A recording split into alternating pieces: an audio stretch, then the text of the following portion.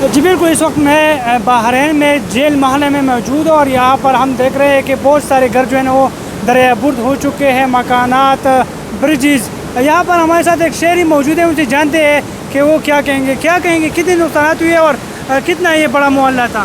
کافی نقصان ہوا ہے پچھلے سیلاب کے بنسبت. پچھلے سیلاب میں یہ تھا کہ دریا کافی نیچے تھا، پچھلے سیلاب میں اس کی کافی بھرائی ہو چکی تھی. تو اس دفعہ جو سیلاب آیا ہے اس نے مزید دریا کو بھر دیا ہے، جس کی وجہ سے آئندہ کے لیے یہ چیز مزید خطرناک ہو گئی ہے. ابھی لوگوں کو چاہیے کہ جتنا دریا سے ہٹ جائیں وہ ان کے لیے زیادہ بہتر ہوگا. ابھی تک راستے بند ہونے کی وجہ سے کوئی امداد نہیں پہنچ سکی ہے. صبح 1-2 ہیلی کاپٹر آئے ہیں، آپ نے دیکھا ہوگا وہ آئے ہیں، لیکن ابھی تک کوئی ہنگامی صورتحال سے نمٹنے کے لیے کوئی یہاں پہ نہیں آیا. اور ہو سکتا ہے کہ 1-2 دن کتنے گھر جو ہے نا وہ تباہ ہوئے ہیں؟ میکسیمم جو ہم نے دیکھے ہیں کوئی 20-25 تو ہم نے آنکھوں سے دیکھے ہیں. مزید وہ سائڈ اور نیچے کی سائڈ پہ ہم گئے نہیں ہیں کیونکہ روابط نہیں ہیں، نہ ہی راستے ہیں.